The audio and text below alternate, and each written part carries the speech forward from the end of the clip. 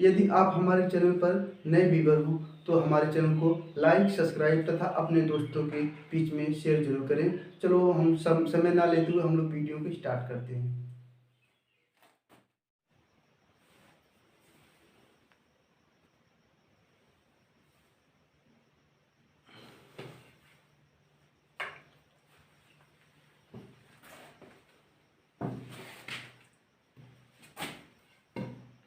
देखिए प्रश्नावली 9.1 का 10वां क्वेश्चन अब हम लोग सॉल्व करेंगे।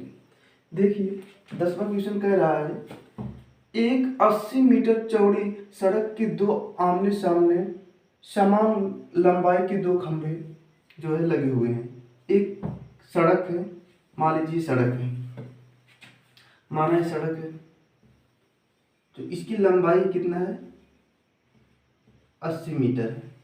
ठीक है, अब ये कह रहा है कि आमने सामने दो खंभे समान लंबाई, दो खंभे खड़े हुए हैं, उनकी लंबाई क्या है समान है। इनकी लंबाई कैसे है समान लंबाई, दो खंभे खड़े हुए हैं, लगे हुए हैं। इन दोनों खंभों के बीच सड़क के एक बिंदु से खंभे के शिखर का उन्नयन कोण, मतलब इन जो खंभे हैं किसी बिंदु पर जो शिखर का उन्नयन कोण है कितना है 60 अंश और 30 अंश है। 60 अंश है, एक 60 अंश है, एक कितना है एक 60 अंश, मान लीजिए 60 अंश है और ये 30 अंश है।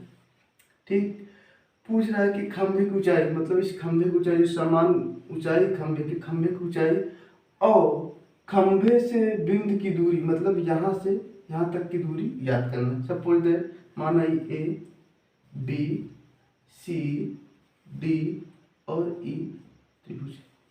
देखो यदि बी से लेकर सी तक इसकी लंबाई कितना है 80 है, तो केवल हम ई और बी का यदि दूरी यक्स मान ले, माना बी और ई का दूरी कितना है यक्स है, तब ई और सी का दूरी कितना हो जाएगा 80 माइनस यक्स।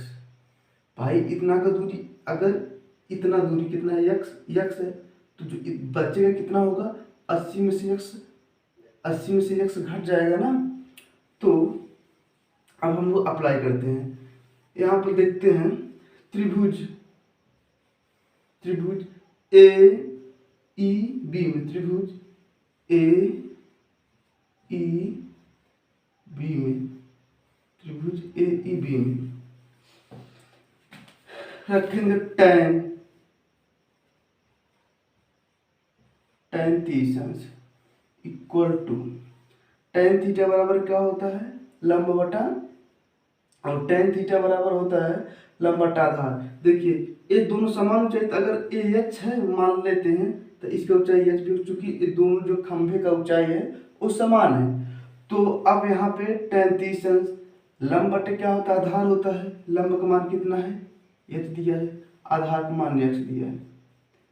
tan 30 अंश का जो मान होता है वो होता है 1/3 1/3 अपान यक इक्वल टू यच अपान यक्स।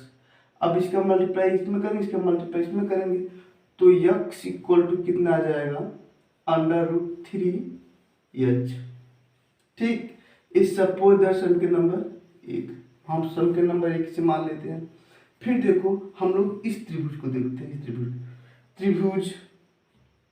त्रिभुज डी ई सी में, त्रिभुज डी ई सी में, त्रिभुज डी ई सी में। अब यहाँ क्या करेंगे tan 60 अंश, tan 60 अंश लगा देंगे। देखिए tan थीटा बराबर आधार लंब बटा आधार होता है, यहाँ पे जो लंब कितना एच है, आधार कितना है 80 माइनस यक्स है, 80 माइनस यक्स है। ठीक, तो अब देखिए करेंगे tan 60 अंश का मान कितना होता है √3 करंट में 3 होता है बराबर, यहाँ क्या है यहाँ जो है ये अच्छी है ना, तो अपान यहाँ कितना है 80 माइनस यक्स है। देखो यहाँ यहाँ √3 है इक्वल टू यहाँ एच है। यहाँ एच बराबर, देखिए एच बराबर क्या लिख सकते हैं, एक्स बटे √3। तो √3 है, करड़ी में 3 है, और जो एच बराबर एक्स बटे √3 लिख सकते हैं। और यहाँ पे कितना लिखा गया है, 80 माइनस एक्स ना। देखिए इसके बटे हम लोग 1 मान लेते हैं, इसका मल्टीप्लाई इसमें कर देते हैं, इसका मल्टीप्लाई इसमें कर देते हैं। तो ए कड़ी है ये, चलो यहाँ से लगाते हैं, यहाँ से चूँकि जगह थोड़ा कम है, तो जब इसका एक में मल्टीप्लाई करेंगे तो क्या कितना आ जाएगा, एक्स आएगा। और जब इसका मल्टीप्लाई करेंगे कितना हो जाएगा, √3 कोष्टक में 80 माइनस एक्स। ठीक, अब देखिए ये क्या है, बराबर करड़ी में 3 लिखा गया है। अब यहाँ हम लोग यहाँ 1 मानते हैं, इसका मल्टीप्लाई इसमें करते हैं, इसका मल्टीप्लाई इसमें करते हैं, तो एक्स हो जाएगा। इसका मल्टीप्लाई जब करेंगे कितना हो जाएगा, जब देखिए ए रूट जब रूट का मल्टीप्लाई हो तो रूट समाप्त हो जाएगा, कितना हो जाएगा, केवल 3 कोष्टक में 80 माइनस एक्स, मतलब 3 इंटू कोष्टक में 80 माइनस एक्स हो गया। और देखिए अब एक्स यहाँ मान ज्ञात कर लेते हैं, यहाँ हो जाएगा 8 3 24 240 माइनस 3 करने 3 एक्स। देखिए ये -3x है, इसको इस पार जब लेकर आएंगे तो माइनस प्लस हो जाएगा, जब प्लस हो जाएगा तो 1x और 3x कितना x हो जाएगा, 4x हो जाएगा। तो 4x इक्वल टू कितना हो जाएगा, 224 हो जाएगा। तो x बराबर हम लोग लिख सकते हैं 240 हो जाएगा ना, 240 बटे 4 लिख सकते हैं। तो 4 छंग 24, मतलब x बराबर 60 आ गया। x बराबर कितना आ गया, 60। अब देखो अगर हम लोग b और e की दूरी x माने थे, x का मान कितना है, 60 है, तो मतलब ये 60 है ना। अब देखिए ये 80 माइनस x है, मतलब 80 में से 60 जब घटाएं कितना आ जाएगा, 20। ठीक, तो मतलब जो इनका मतलब दूरी आ गया, एक का कितना है, एक 60 है, एक कितना है, 20 आया है। ठीक, अब ऊंचाई ज्ञात कर ले, तो ऊंचाई चूंकि समान है, जितना ऊंचाई खंभा है उतना ऊंचाई खंभा है। तो देखो यहाँ पे हम लोग tan 30 अंश अप्लाई कर देते हैं। tan थीटा बराबर लंब बटा आधार होता है, लंब एच है, आधार 60 आ गया। ठीक है, 60 हम लोग फाइंड कर लिए। अब यहाँ पर 30 में 1 बटे करड़ी में 3, यहाँ x इतना हो 60। अब इसका मल्टीप्लाई इसमें करेंगे, इसका मल्टीप्लाई इसमें करेंगे, जब मल्टीप्लाई करेंगे कितना हो जाएगा, √3 h बराबर 60, तो h बराबर 60 बटे 3, यहाँ मल्टीप्लाई 3 इंटू 3, यहाँ पाई में कर गुणा कर देंगे हम लोग ना। तो यहाँ कितना हो जाएगा, 60 रूट में इतना। अब देखिए 2 रूट हो गए ना, रूट कैंसिल हो जाएगा, यहाँ पर 3 हो जाएगा, 20 में 60 कितना हो गया, 20√3। तो देखिए जो ऊंचाई आया है, ऊंचाई कितना आ गया, 20√3, इसका भी 20√3 आएगा, और जो इसका दूरी था ये 60 और 20 आया। चलो अब हम लोग जो है अगले क्वेश्चन को देखते हैं। अब हम लोग इस प्रश्नावली का 11वां सवाल को देखते हैं। इसमें कहा है कि एक नहर के तट पर एक टीवी टावर ऊर्ध्वाधर खड़ा हुआ है। एक नहर है, इस पर जो है एक टीवी टावर ऊर्ध्वाधर खड़ा हुआ है। टावर के ठीक सामने दूसरे तट पर एक अन्य बिंदु से टावर का शिखर का जो उन्नयन कोण है कितना है, 60 अंश है। इसी तट पर इसी बिंदु से 20 मीटर दूर और इस बिंदु के मीनार के पास से मिलाने वाली रेखा पर स्थित एक अन्य बिंदु से टावर को उन्नयन कोण कितना है, 30। मतलब इसी बिंदु 20 मीटर दूर यहाँ जो कोण बन रहा है कितना है, 30 है। टावर की ऊंचाई एवं नहर की चौड़ाई ज्ञात कीजिए। क्या क्या ज्ञात करना है, टावर की ऊंचाई ज्ञात करना है और जो नहर है इसकी चौड़ाई ज्ञात करना है। मान लीजिए टावर की ऊंचाई हम लोगों ने h मान लिया और जो नहर है इसका चौड़ाई कितना मान लिया, x मान लिया। अब हम देखिए अगर यहाँ पहले इसका नामकरण कर देते हैं, a हो गया, ये बी सी और डी हो गया। देखिए अगर बी और डी की दूरी कितना है 20 है, 20 मीटर मान लेते हैं हम, और डी और सी का दूरी हम लोग x माने हैं, तो टोटली दूरी कितना हो जाएगा इसका, हो जाएगा 20 और प्लस x हो जाएगा। ठीक, अब देखो हम लोग क्वेश्चन सॉल्व करते हैं। यहाँ पे हम लोग देखेंगे त्रिभुज ए डी, त्रिभुज ए डी सी में, त्रिभुज ए डी सी में, त्रिभुज ए डी सी में कितना होगा, tan 60 अंश इक्वल टू लंब बटे आधार। लंब का मान कितना दिया है, x दिया है, आधार का मान कितना दिया है, x दिया है। tan 60 अंश का मान कड़ी में 3√3 अपान h बटे x। यहाँ से जब इसको करेंगे तो क्या होगा, √3 x इक्वल टू h। या इसे ऐसे भी लिख सकते हैं, x बराबर जो है h बटे √3, ऐसे भी लिख सकते हैं, कोई प्रॉब्लम नहीं है। अब जो है हम लोग क्वेश्चन को देखते हैं। ये तो ADC हो गया, अब दूसरे पार्ट को हम लोग देखते हैं। इसको देखते हैं ABC त्रिभुज, इसे देखेंगे त्रिभुज ABC में, त्रिभुज ABC में tan कितना रखेंगे, tan 30 अंश रख देंगे, tan 30 अंश रखेंगे इक्वल टू, देखिए लंब कितना है, ये अच्छा है, आधार कितना है 20 प्लस x है, 20 प्लस x आधार इसका। अब देखो tan 30 अंश का मान 1 बटे करड़ी में 3 और h बटे 20 प्लस x लिख सकते हैं। देखो अगर हम लोग यहाँ जहाँ h है, h बराबर कितना लिख सकते हैं, √3 x लिख सकते हैं। तो यहाँ लिख देंगे इसके बराबर 1 बटे √3 इक्वल टू, यहाँ पे जो x बराबर लिखे हैं तो कितना लिखेंगे, √3 x अपान 20 प्लस x लिख देंगे। देखिए जब इसका मल्टीप्लाई इसमें होगा, इसका मल्टीप्लाई इसमें हो जाएगा ना, तो जब इसका मल्टीप्लाई इसमें होगा तो ये देखिए √3 है, ये √3 है, √3 जब मल्टीप्लाई कितना आ जाएगा, केवल 3x आ जाएगा, बराबर कितना हो गया 20 प्लस x। इसी x को इस पार लेकर आएंगे, कितना हो जाएगा, जगह है कि नहीं भाई, वहाँ जगह नहीं है यहाँ पे, तो यहाँ लिखते हैं 3x equal to 20 plus x है। इसे इस पार जब लेकर आएंगे 3x माइनस 2 माइनस x होगा बराबर 20 हो जाएगा। तो 3x में से जब 2x घटे 1x घटेगा तो 2x इक्वल टू कितना हो जाएगा, 20 हो जाएगा। अब इसे x बराबर लिखेंगे 20 बटे 2, काट देंगे, x का मान कितना आ गया 10।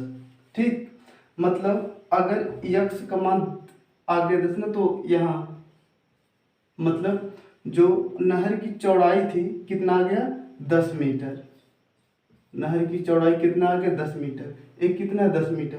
अब जो है टावर की ऊंचाई ज्ञात करना है, तब देखिए tan 60 अंश रख देंगे, tan 60 अंश बराबर क्या हुआ, लंब बटे आधार, लंब h है, आधार 10 आ गया, लंब tan 60 अंश का मान √3 होता है बराबर h बटे यहाँ 10 हो गया। इसका मल्टीप्लाई इसमें करेंगे तो जब मल्टीप्लाई करेंगे h बराबर कितना आ जाएगा, इसका मल्टीप्लाई करेंगे 10√3 मीटर,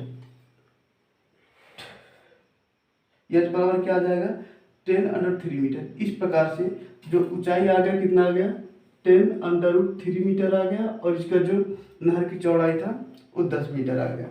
चलो ये क्वेश्चन समाप्त हुआ। चलो अब हम लोग बराबर क्वेश्चन को सॉल्व करते हैं। देखिए बराबर क्वेश्चन क्या कह रहा है, बराबर क्वेश्चन कह रहा है 7 मीटर ऊंचे भवन के शिखर से एक केबल टावर के शिखर का उन्नयन कोण 60 अंश है। और अनुमान कोण 45 अंश है। टावर की ऊंचाई ज्ञात कीजिए, टावर की ऊंचाई ज्ञात कीजिए। देखिए एक यहाँ पर उन्नयन कोण बोला है, एक उन्नयन कोण एक अनुमान कोण, उन्नयन कोण और अनुमान कोण ना। देखिए उन्नयन कोण किसे कहते हैं और अनुमान कोण किसे कहते हैं। हम लोग मोटी मोटी समझ लेते हैं। देखिए उन्नयन कोण, यदि कोई एंगल नीचे से बन रहा है इसे उन्नयन कोण बोलते हैं, उन्नयन, इसे बोलेंगे उन्नयन कोण। अगर कोई ऊपर से बन रहा है, ऐसा कोण बन रहा है, इसे बोलेंगे अवनमन, अवनमन। बस इतना है, जो एंगल यहाँ से नीचे से बनेगा वो उन्नयन कोण होगा, जो ऊपर से बनेगा अवनमन कोण होगा। इससे ऊपर कुछ नहीं जानना हम लोगों को। तो अब चलो हम लोग सवाल को सॉल्व करते हैं। बोल रहा है कि 7 मीटर ऊंचे भवन के शिखर से एक केबल टावर, मतलब कोई भवन है, कोई मतलब घर वगैरह है, वो कितना है 7 मीटर ऊंचा है। कितना 7 मीटर ऊंचा है। अब 7 मीटर ऊंचा है। अब बोल रहा है एक केबल टावर शिखर का उन्नयन कोण कितना 60 अंश।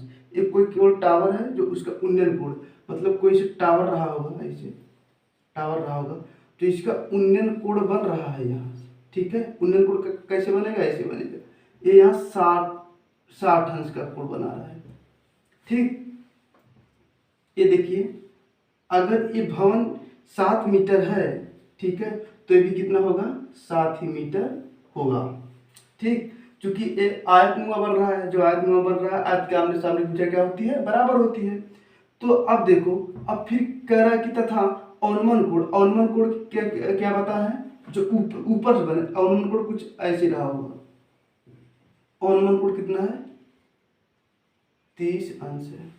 अवनमन कोण कितना है 30 अंश है। देखिए सॉरी, अवनमन कोण कितना दिया है, अवनमन कोण 45 अंश दिया है। यहाँ पे जो अवनमन कोण है वो 45 अंश दिया है, मिटा देते हैं। जो अवनमन कोण है 45 अंश दिया है, तो अवनमन कितना हो जाएगा यहाँ 45 अंश। ठीक, अब देखिए अगर ये 45 अंश है तो एकांतर कोण के अनुसार ये कितना हो जाएगा 45 अंश होगा। ठीक है, यहाँ पर देखिए 90 डिग्री होगा, तो अगर ये 45 है तो कितना हो जाएगा 45 अंश होता है एकांतर कोण से ना। अब देखो हम लोग क्या करेंगे, यहाँ इस बिंदु से इस, अगर इसका लंबाई 7 है तो इसका लंबाई 7 होगा। अगर ए बिंदु ए आ जाए, मतलब इसका नामकरण कर देते हैं ए बी सी डी और ई हो जाए, ई है। अगर सी डी का मान सपोज दैट x आता है तो बी ई का मान कितना आएगा x, क्योंकि ये आयत बन रहा, आयत के सामने की भुजा क्या होती है, बराबर होती है।